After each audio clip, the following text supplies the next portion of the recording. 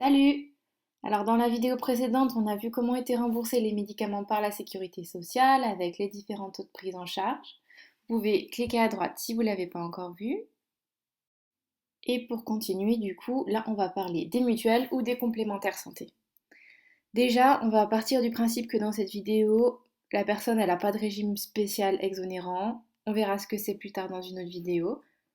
Oui, je sais que je vous dis beaucoup que je dois faire d'autres vidéos, mais j'ai plein d'idées et je vais essayer de tout organiser, surtout pendant l'été. Là, je vais essayer d'en faire pas mal, comme ça va vous aider pour votre job d'été.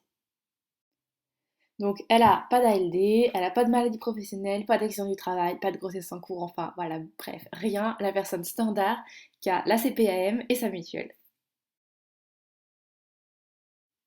Du coup, on reprend nos petites gélules avec nos médicaments qui sont remboursés par la sécurité sociale. La gélule vignette orange qui est prise en charge à 15%, la bleue à 30%, la blanche à 65 et la blanche barrée qui est déjà prise en charge à 100% par la Sécu. Donc celle-là, on s'en occupe pas pour la mutuelle. Le principe des mutuelles, c'est d'être une complémentaire santé et donc de prendre en charge ce qui reste à la charge de la personne. Du coup, sur par exemple les médicaments vignette orange, 15% sont remboursés par la Sécu, il en reste 85 et donc la mutuelle va rembourser ces 85% là. Pour les vignettes bleues, idem, elle va prendre en charge les 70 qui restent et sur les vignettes blanches, les 35% restants. Pour la petite anecdote bonus, en fait, cette part-là qui est prise en charge par la mutuelle, ça s'appelle le ticket modérateur. Comme ça, quand vous entendrez ce nom, ça vous fera tilt. Ok, ticket modérateur, en fait, ça veut dire que c'est la part restante qui n'est pas prise en charge par la sécurité sociale. Et les mutuelles peuvent le prendre en charge. Après, ça dépend toujours du contrat qui va être souscrit. Petit récapitulatif global avec ce superbe dessin réalisé sur Photoshop. Vous focalisez pas sur les vignettes blanches. Oui, j'ai utilisé du vert, mais parce que je trouvais que ça ressortait mieux. Et du coup, j'ai fait des petits points pour représenter le ticket modérateur, qui représente donc la partie qui n'est pas prise en charge par la sécurité sociale et qui va l'être par des complémentaires santé.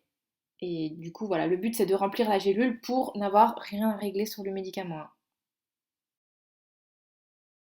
Donc, petite mise en situation, ça c'est vous dans votre officine, vous êtes en mode étudiant ou débutant, vous savez pas trop, voilà. Vous accueillez votre patient, bonjour, ordonnance, carte vitale, il a la carte vitale ou elle a la carte vitale, carte de mutuelle, souvent admettons que c'est un patient qui vient régulièrement, donc elle est déjà enregistrée.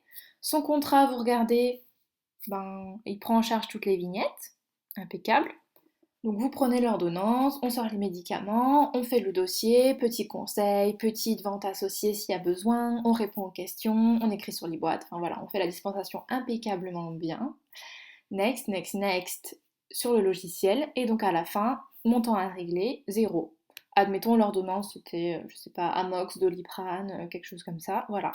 Rien à payer, donc vous mettez ça dans un petit sac et puis au revoir, bonne journée. Admettons que ça, bon, c'était le cas parfait, avec pas de soucis, pas de dépassement, pas de TFR, rien. Donc là, c'était impeccable, vous avez rien à payer, pas besoin de se prendre la tête avec la mutuelle. Mais par contre, attention, parce qu'il y a des pièges et on va voir lesquels. Déjà, le piège principal dans lequel vous pouvez tomber si vous ne faites pas attention, c'est de mal enregistrer le contrat mutuel. Déjà, ce qu'il faut, c'est bien lire la carte papier qu'on vous tend ou bien identifier quels sont les droits de la personne en face de vous. Je ferai une vidéo sur ça, sur comment bien lire et comment bien reconnaître le contrat. On verra un petit peu plus tard en détail le pourquoi du comment. Le truc, c'est qu'il y a pas mal de mutuelles qui font des contrats dans lesquels elles prennent pas en charge les vignettes orange. Ça peut être à peu près toutes les mutuelles qui font ce genre de contrat-là, mais surtout, il faut faire attention à la MGEN, qui les prend très très rarement. Donc déjà, il faut bien enregistrer le contrat, comme quoi les mutuelles orange ne sont pas prises en charge. Et dans ce cas-là, quand vous faites le dossier, si vous tombez sur une vignette orange ou quoi, si c'est bien enregistré, eh bien à la fin de votre vente dans votre logiciel, vous vous retrouvez avec un reste à payer qui correspond aux 85% de la dite vignette. Autre piège, eh bien c'est tous les contrats un petit peu bizarres qu'on peut retrouver, qui sont globalement des exceptions, hein, on ne les retrouve pas hyper souvent, mais par contre c'est des trucs du genre juste les vignettes blanches de prise en charge, ou alors des contrats où sur toutes les vignettes on a 95%, et du coup ça veut dire qu'il y a 5-6% qui vont rester à la charge de la personne et qui vont rester à régler. Mais encore une fois, il faut bien lire les contrats, souvent il y a des sigles, il y a des chiffres, il y a des nombres un peu bizarres, et c'est écrit en tout petit, mais il faut bien ouvrir les yeux parce que sinon vous allez avoir des impayés et des indus. Petit récapitulatif, du coup, si vous êtes au comptoir et que la personne en face de vous, vous devez remettre sa mutuelle à jour ou qu'elle n'a pas de contrat mutuel et que vous devez l'enregistrer, il faut être hyper vigilant si c'est un contrat MGEN aux vignettes orange surtout. Bien lire le contrat. Si c'est un contrat en 95%, et ben c'est pas un contrat en 100%, donc il faut bien l'enregistrer en tant que tel. Attention aussi aux petits sigles de type PH4L7 ou alors PH7 uniquement, on doit retourner la carte. Si c'est PH7 uniquement, ça veut dire uniquement vignette blanche.